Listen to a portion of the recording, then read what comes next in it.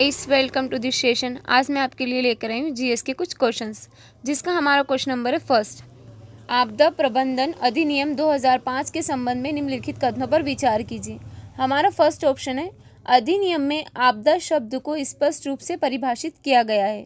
Second वाला है, पर्यावरण, वन और जलवायु परिवर्तन मंत्रालय को अधिनियम के तहत राष्ट्रीय आपदा प्रबंधन की देखरेख के लिए नोडल मंत्रालय नामित किया गया है। थर्ड वाला है, राष्ट्रीय आपदा प्रबंधन प्राधिकरण एनडीएमए के अध्यक्ष भारत के राष्ट्रपति हैं। हमें इसमें से बताना है कितने कथन सही है। तो इसका जो हमारा आंसर होगा वो क्या होगा, केवल एक। इसमें जो हमारा फर्स्ट वाला सही है, लेकिन जो हमारा सेकेंड और थर्ड है वो रॉन्ग है। यहाँ पर हमारा जो है, गृह मंत्रालय को अधिनियम के तहत राष्ट्रीय आपदा प्रबंधन की देखरेख के लिए नोडल मंत्रालय नामित किया गया है। और थर्ड वाला है, राष्ट्रीय आपदा प्रबंधन प्राधिकरण कौन, इसकी अध्यक्षता कौन करता है, तो इसकी अध्यक्षता जो हमारे प्रधानमंत्री करते हैं, ना कि राष्ट्रपति। ठीक है, इसलिए इसमें हमारा केवल फर्स्ट वाला सही है। आपदा प्रबंधन अधिनियम 2005 आपदाओं और इससे जुड़े अन्य मामलों के कुशल प्रबंधन के लिए पारित किया गया था। ये कब, जनवरी 2006 में लागू हुआ था। आपदाओं को प्रबंधन करना, जिसमें शमन रणनीतियों की तैयारी, क्षमता निर्माण आदि शामिल है।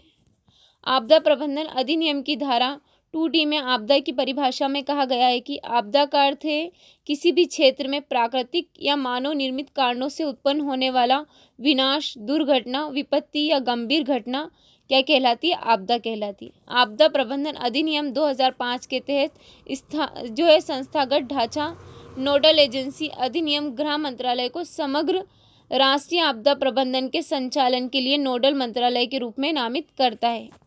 राष्ट्रीय आपदा प्रबंधन प्राधिकरण प्रधानमंत्री के अध्यक्ष वाला शीर्ष निकाय आपदा प्रबंधन के लिए नीति, योजना और दिशा निर्देश तैयार करने के लिए जिम्मेदार है। एनडीएमए प्राकृतिक और मानव निर्मित दोनों आपदाओं से निपटता है तथा प्रवर्तन एवं क्रियान्वयन का समन्वय करता है। राष्ट्रीय कार्यकारी समिति या समिति एनडीएमए की सहायता करती है, जिसके अध्यक्ष केंद्रीय गृह सचिव होते, जिसमें विभिन्न सचिव और अधिकारी शामिल होते हैं। आपदा प्रबंधन के लिए राष्ट्रीय योजना तैयार करना, उसकी निगरानी करना तथा आपदा स्थितियों पर प्रतिक्रियाओं का समन्वय करना। राज्य आपदा प्रबंधन प्राधिकरण मुख्यमंत्री की अध्यक्षता में राज्य स्तरीय आपदा प्रबंधन नीति और योजनाओं का क्रियान्वयन, समन्वय एवं राज्य विकास योजनाओं में समन उपायों का एकीकृत करने के लिए जिम्मेदार है। जिला आपदा प्रबंधन प्राधिकरण, इसका नेतृत्व जिला कलेक्टर द्वारा किया जाता है तथा निर्वाचित प्रतिनिधि सह अध्यक्ष होता है। जिला स्तरीय आपदा प्रबंधन योजनाएं तैयार करना, उनका क्रियान्वयन करना तथा राष्ट्रीय एवं राज्य नीतियों का अनुपालन सुनिश्चित करना है। जैसे कि ऐसा होता है कि अगर हमारे देश में अगर कोई आपदा आ रही हैगी तो उसका कौन अध्यक्षता करेगा, उसका प्रधानमंत्री। और अगर कोई राज्य में ऐसी कोई आपदा है तो उसका कौन जो करेगा अध्यक्षता, तो सीएम करेगा। और अगर कोई हमारे डिस्ट्रिक्ट में, हमारे ज़िले में, तो उसकी कौन करेगा, जिला कलेक्टर। ठीक है। स्थानीय प्राधिकरण, इसमें क्या करते हैं, जो पंचायती राज्य संस्थाएं जैसे नगर पालिका, जिला और छावनी बोर्ड तथा नगर नियोजन, ये सभी शामिल है इसमें। प्रमुख संस्थान राष्ट्रीय आपदा प्रबंधन संस्थान क्षमता विकास, प्रशिक्षण, अनुसंधान और दस्तावेजीकरण पर ध्यान केंद्रित करता है। यह संस्था है जो एनडीएमए के दिशा निर्देशों के अंतर्गत कार्य करती है, जो उत्कृष्टता केंद्र बनाने का लक्ष्य रखती है। राष्ट्रीय आपदा प्रतिक्रिया बल रासायनिक, जैविक, रेडियोलॉजिकल और परमाणु आपात स्थितियों सहित प्राकृतिक, मानव निर्मित आपदाओं के लिए विशेष प्रतिक्रिया बल है। यह एनडीएमए के दिशा निर्देशन में कार्य करता है तथा इसकी 8 बटालियनें विभिन्न स्थानों पर तैनात है। समितियां प्राकृतिक आपदा प्रबंधन पर मंत्रिमंडल समिति प्राकृतिक आपदाओं के प्रबंधन की देखरेख करती है, निवारक उपाय सुझाती है तथा जन जागरूक को बढ़ावा देती है। हमारा क्वेश्चन नंबर है सेकंड। भारत के भूस्खलन एटलस के संबंध में निम्नलिखित कथनों पर विचार कीजिए। हमें इसमें से बताना है कितने कथन सही हैं। हमारा फर्स्ट ऑप्शन है, इसे भारतीय अंतरिक्ष अनुसंधान संगठन इसरो के अंतर्गत राष्ट्रीय सुदूर संवेदन केंद्र NRSC द्वारा जारी किया गया है। सेकेंड वाला है हमारा, एटलस के अनुसार भारत का लगभग 21% भूभाग भूस्खलन प्रवण है। थर्ड वाला है, उत्तराखंड में वर्ष 1998 से 2022 के बीच सबसे अधिक भूस्खलन दर्ज किया गया है। हमें इसमें से बताना है कितने कथन सही है। तो हमारा जो इसका आंसर होगा क्या होगा, ए। इसमें हमारा केवल ए वाला आंसर सही है, लेकिन जो हमारा सेकेंड और थर्ड इसमें रॉन्ग है। जो हमारा एटलस के अनुसार भारत का कितना लगभग 12.6% जो है भूभाग भूस्खलन प्रवण है। और जो हमारा थर्ड वाला है, थर्ड वाले में क्या है हमारा 1998 से 2020 के बीच में सबसे अधिक भूस्खलन दर्ज किए गए। तो कहाँ कहाँ पर किए गए, उत्तराखंड, केरल, जम्मू कश्मीर, मिजोरम। और मिजोरम इसमें सबसे ऊपर है, इसलिए जो हमारा थर्ड वाला है वो भी रॉन्ग है। सिर्फ इसमें केवल हमारा एक ही सही है, फर्स्ट वाला। इसका आंसर ए होगा। भारत का भूस्खलन एटलस 2023 में भारतीय अंतरिक्ष अनुसंधान संगठन इसरो के तहत राष्ट्रीय रिमोट सेंसिंग सेंटर ने भारत के भूस्खलन एटलस को जारी किया, जो देश के भूस्खलन हॉटस्पॉट की पहचान कराता है। पहली बार वैज्ञानिकों ने देश का भूस्खलन एटलस बनाने के लिए 17 राज्यों और 2 केंद्र शासित प्रदेशों के 147 जिलों में वर्ष जो 1998 से 2022 के बीच 80,000 भूस्खलनों के आधार पर जोखिम मूल्यांकन किया।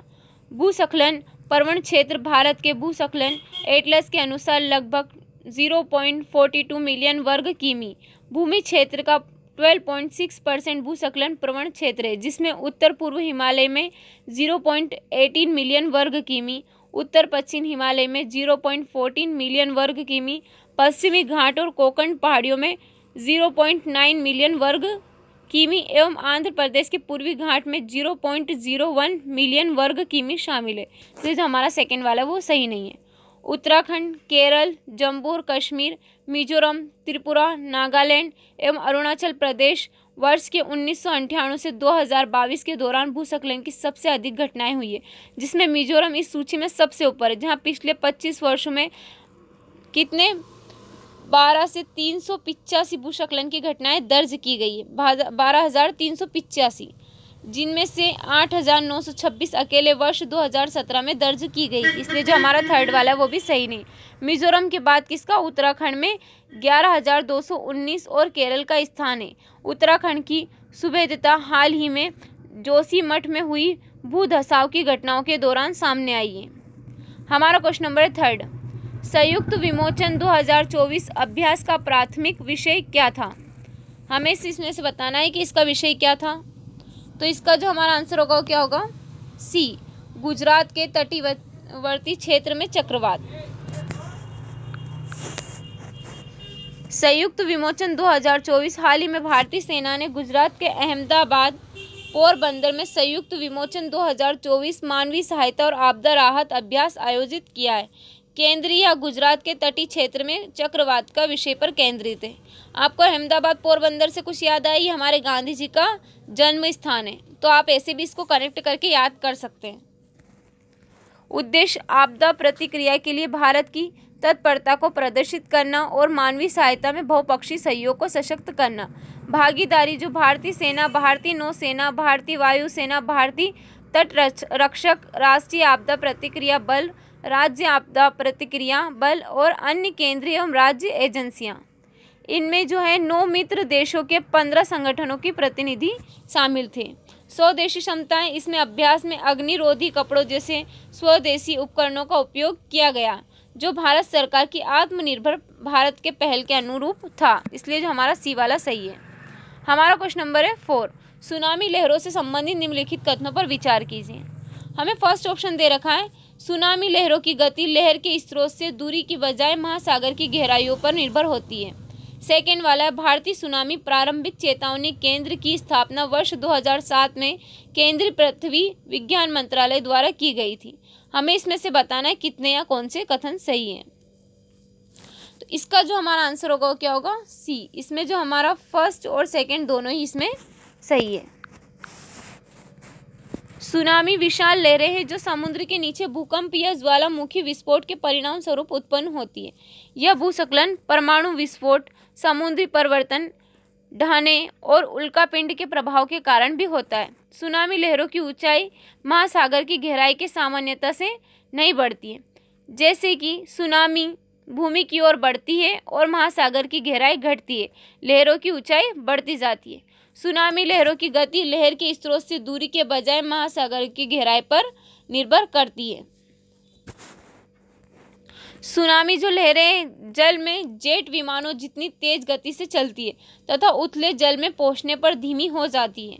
सुनामी प्रवण क्षेत्र भारत अपनी विशिष्ट भू जलवायु, सामाजिक आर्थिक स्थितियों के कारण विभिन्न प्राकृतिक तथा मानव निर्मित आपदाओं के प्रति संवेदनशील है। इसमें 7,516 किलोमीटर लंबी तटरेखा में से लगभग 5,700 किलोमीटर हिस्सा चक्रवातों और सुनामी से प्रभावित है। प्रारंभिक चेतावनी प्रणाली। भारत में सुनामी प्रारंभिक चेतावनी केंद्र की स्थापना वर्ष 2007 में केंद्रीय पृथ्वी विज्ञान मंत्रालय द्वारा की गई थी। ITEWC हैदराबाद स्थित भारतीय राष्ट्रीय महासागर सूचना केंद्र से संचालित होता है और भारतीय महासागर बेसिन में संभावित सुनामी का पता लगाने तथा उसकी पूर्व चेतावनी जारी करने के लिए भूकंपी जो स्टेशनों, तल दबाव रिकॉर्डरों एवं जवारी स्टेशनों का उपयोग करता है। हमारा क्वेश्चन नंबर है 5th। निम्नलिखित युग्मों पर विचार कीजिए। हमें यहाँ पर सूखे के प्रकार दे रखे और उनकी विशेषताएं दे रखी। हमें इसमें से बताना है कितने कथन सही है। तो हमारा जो इसका आंसर होगा क्या होगा? बी। इसमें हमारे केवल 2 ही सही है। इसमें हमारा फर्स्ट और सेकंड दोनों ही सही है, लेकिन जो हमारा थर्ड वाला है वो रॉन्ग है। जल विज्ञान संबंधित जो सूखा है वो जलाशयों में जल की उपलब्धता की कमी के कारण होता है, इसलिए जो हमारा थर्ड वाला सही नहीं है, ओनली फर्स्ट और सेकंड सही है। इसका आंसर बी होगा। सूखा शब्द उस विस्तारित अवधि के लिए प्रयोग किया जाता है जब अपर्याप्त वर्षा, वाष्पीकरण की अत्यधिक दर और जलाशयों तथा भूजल सहित अन्य जल भंडारों से अत्यधिक जल उपयोग के कारण जल की उपलब्धता में कमी हो जाती है। कुछ अनुमानों के अनुसार देश के कुल भौगोलिक क्षेत्र का लगभग 19% तथा कुल जनसंख्या का 12% हिस्सा हर वर्ष सूखे से ग्रस्त होता है। देश के कुल क्षेत्रफल का लगभग 30% हिस्सा जो है सूखाग्रस्त है, जिससे लगभग 50 मिलियन लोग प्रभावित होते हैं।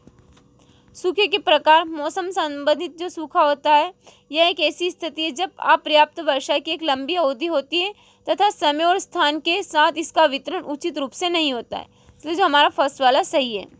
कृषि सूखा। इसे मृदा नमी सूखा के नाम से भी जाना जाता है, जिसमें फसलों के लिए आवश्यक मृदा नमी कम हो जाती है, जिसके परिणाम स्वरूप फसलें नष्ट हो जाती है। इसके अत्यधिक जो है, यदि किसी क्षेत्र में कुल फसली क्षेत्र का 30% से अधिक हिस्सा सिंचाई के अंतर्गत, तो उस क्षेत्र का सूखा प्रवण क्षेत्रीय जो है श्रेणी से बाहर रखा जाता है। जल विज्ञान संबंधित जो सूखा होता है यह तब होता है जब विभिन्न भंडारण जलाशय जैसे जलभृत, झीलों, जलाशय आदि में जल की उपलब्धता और उसकी सीमा को कम हो जाती है, जो वर्षा से पुनः प्राप्त हो सकती है, इसलिए जो हमारा थर्ड वाला वो सही सम्मिलित नहीं है। पारिस्थितिक सूखा।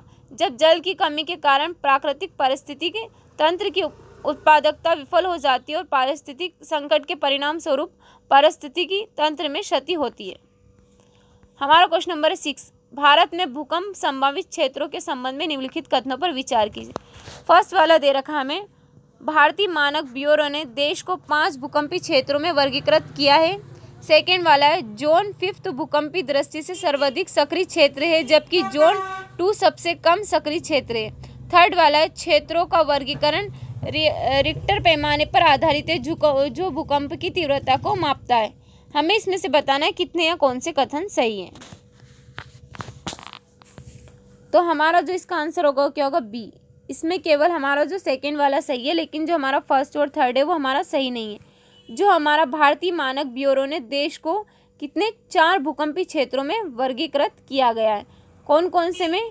जोन 2, 3, 4 और 6। ठीक है, जो हमारा थर्ड वाला है, क्षेत्रों का वर्गीकरण किसके? मरकाली तीव्रता के आधार पर विभाजित है। ये क्या करता है? भूकंप प्रभाव को मापता है, इसलिए इसमें हमारा केवल सेकंड सही होगा। इसका आंसर बी होगा। भारत में भूकंप संभावित क्षेत्र। भूकंप की जो भू सतह है का तीव्रता कंपन है, जो स्थल मंडलीय या भूपर्पाटी प्लेटों में संचित तनाव के मुक्त होने के कारण उत्पन्न होता है।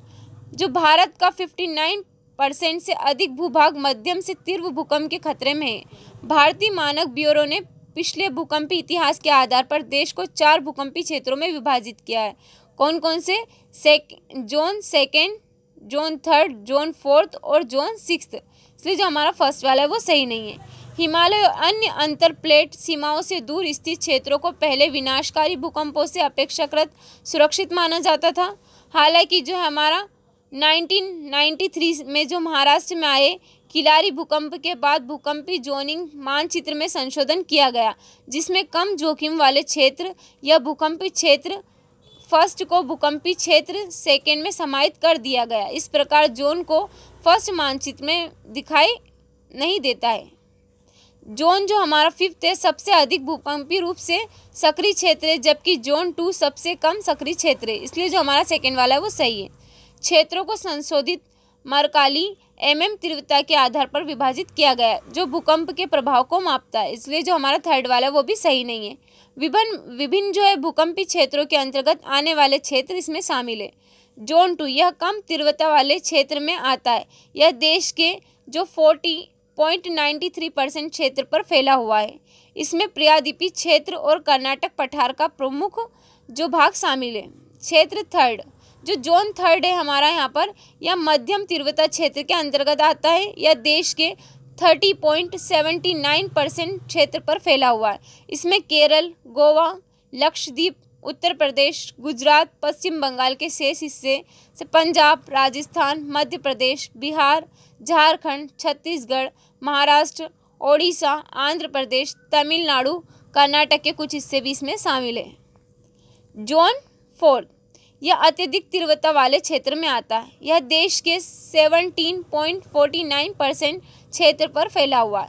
इसमें जम्मू और कश्मीर, शेष हिस्से, हिमाचल प्रदेश, राष्ट्रीय राजधानी क्षेत्र NCT, दिल्ली, सिक्किम, उत्तर प्रदेश के कुछ उत्तरी हिस्से, बिहार, पश्चिम बंगाल, गुजरात के कुछ हिस्से, पश्चिम तट के पास महाराष्ट्र के छोटे हिस्से एवं राजस्थान इसमें शामिल है। जोन 5 यह अत्यंत गंभीर तीव्रता वाले क्षेत्र में आता है। यह देश के 10.79% क्षेत्र को कवर करता है। इसमें संपूर्ण पूर्वोत्तर भारत, जम्मू और कश्मीर के कुछ हिस्से, हिमाचल प्रदेश, उत्तराखंड, गुजरात, कच्छ का रण, उत्तर बिहार का कुछ हिस्सा, अंडमान और निकोबार द्वीप समूह शामिल है। हमारा क्वेश्चन नंबर 7 राष्ट्रीय क्षेत्राधिकार से परे जैव विविधता BBNJ समझौते के संबंध में निम्नलिखित कथनों पर विचार कीजिए। हमें इसमें से बताना है कितने कथन सही सुमेलित हैं। फर्स्ट वाला है हमारा यह समुद्र के कानून पर संयुक्त राष्ट्र कन्वेंशन के तहत एक कानूनी रूप से गैर बाध्यकारी अंतर्राष्ट्रीय संधि है। सेकेंड वाला इसका उद्देश्य खुले समुद्र में समुद्र जैव विविधता के दीर्घकालिक संरक्षण पर बढ़ती चिंताओं को दूर करना है। थर्ड वाला इसका लक्ष्य सतत विकास लक्ष्य 6 को प्राप्त करना है जो जल के नीचे जीवन से संबंधित है। हमें इसमें से बताना है कितने या कौन से कथन सही है। इसका जो हमारा आंसर होगा वो क्या होगा बी। इसमें केवल हमारे 2 सही है। जो हमारा थर्ड वाला इसका लक्ष्य जो है विकास जो है हमारा 14 को प्राप्त करना है जो जल के नीचे जीवन से संबंधित है। इसमें हमारा केवल फर्स्ट और सेकंड सही है, लेकिन जो हमारा थर्ड वाला है वो रॉन्ग है। इसका जो लक्ष्य है वो किस सतत विकास के लक्ष्य 14 को प्राप्त करना है जो जल के नीचे जीवन से संबंधित है। राष्ट्रीय क्षेत्राधिकार से परे जीव विविधता समझौते। राष्ट्रीय क्षेत्राधिकार से जो परे जैव विविधता जो समझौते हैं संयुक्त राष्ट्र समुद्री कानून कन्वेंशन के तहत एक अंतर्राष्ट्रीय कानूनी रूप से बाध्यकारी संधि है। इसका उद्देश्य ऊंचे समुद्री में जो समुद्र है उनमें समुद्र जैव विविधता की दीर्घकालिक संरक्षण पर बढ़ती चिंताओं को संबोधित करना है। हाई सीज समुद्र के वे हिस्से हैं जो पारदेशिक सागर में शामिल नहीं है या किसी देश के आंतरिक जल को उच्च सागर के रूप में जाना जाता है। इसका उद्देश्य सतत विकास लक्ष्य 14 को प्राप्त करना है जो जल के नीचे जीवन से संबंधित है। इसलिए जो हमारा थर्ड वाला वो सही नहीं है। हमारा क्वेश्चन नंबर 8 निम्नलिखित देशों पर विचार कीजिए। हमें इसमें से बताना है कितने जो देश हैं यहाँ पर अरब प्रायद्वीप का हिस्सा है। फर्स्ट जो ऑप्शन है यमन, सेकेंड है ओमान, थर्ड है सीरिया, फोर्थ है इजराइल। हमें इसमें से बताना है कितने कथन सही है। तो हमारा जो इसका आंसर होगा वो क्या होगा बी। इसमें हमारा फर्स्ट सेकेंड थर्ड ये तीनों किसके जो हमारे अरब प्रायद्वीप का जो हिस्सा है, लेकिन इजराइल हमारा अरब प्रायद्वीप का हिस्सा नहीं है। अरब प्रायद्वीपी अरब प्लेट पर अफ्रीका के उत्तर पूर्व में स्थित यह पृथ्वी का सबसे बड़ा प्रायद्वीप है। Yemen, Oman, Qatar, Bahrain, Kuwait, Saudi Arab, UAE और जॉर्डन और इराक कुछ हिस्से अरब प्रायद्वीप का हिस्सा है। ऐसा माना जाता है कि यह लाल सागर के बहाव से बना है, इसलिए जो हमारा ए वाला सही है। हमारा क्वेश्चन नंबर है 9। निम्नलिखित में से कौन सा संस्थान विभाग वित्तीय स्थिरता रिपोर्ट को प्रकाशित करता है?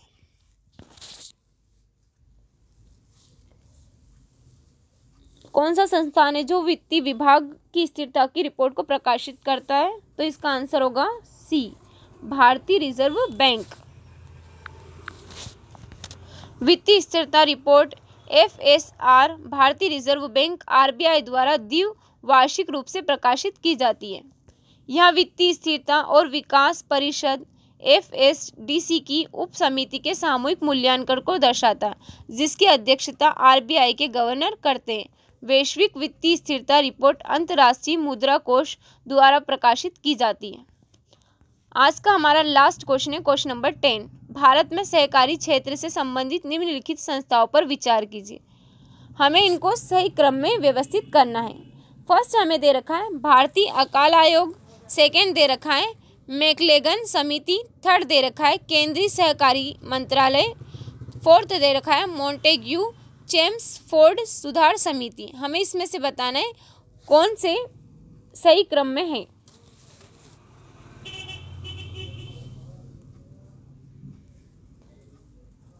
इसका जो हमारा आंसर होगा क्या होगा? ए। हमारा फर्स्ट में भारतीय अकाल आयोग, सेकेंड में मैकलेगन समिति और थर्ड में मॉन्टेग्यू चेम्सफोर्ड समिति, और जो हमारा यहाँ पर है फोर्थ में जो हमारा है क्या है? केंद्रीय सहकारिता मंत्रालय। तो इसलिए जो हमारा यहाँ पर ए आंसर होगा इसका। भारत में सहकारी क्षेत्र संबंधित संस्थान जो वर्ष 1901 के भारतीय अकाल आयोग ने रिपोर्ट प्रस्तुत की तथा वर्ष 1904 में पहला सहकारी ऋण समिति अधिनियम पारित किया गया तथा उसके बाद वर्ष जो 1912 में संशोधित सहकारी समिति अधिनियम पारित हुई है। वर्ष जो 1915 में सर एडवर्ड मैकलेगन की अध्यक्षता की एक समिति नियुक्ति की गई, जिसका उद्देश्य यह अध्ययन करना और रिपोर्ट देना था कि क्या सहकारी आंदोलन आर्थिक एवं वित्तीय रूप से सुदृढ़ होने की दिशा में आगे बढ़ रहा है। वर्ष 1919 के मॉन्टेग्यू चेम्सफोर्ड सुधारों के माध्यम से सहकारिता एवं प्रांतीय विषय बन गया है, जिसने इस आंदोलन को और अधिक गति प्रदान की है। सहकारिता मामले पहले कृषि मंत्रालय के अधिकार क्षेत्र में थे, लेकिन जो अब 2021 में वे केंद्रीय सहकारी मंत्रालय के अधीन आ गए। आज का सेशन हम इतना ही रखते हैं। उम्मीद है आज का जो हमारा सेशन है आपको अच्छा लगा है। अगर आपको हमारा सेशन अच्छा लगा है तो आगे की अपडेट के लिए हमारे चैनल को सब्सक्राइब करें और बेल आइकन को दबाना ना भूलें। Okay, thank you so much.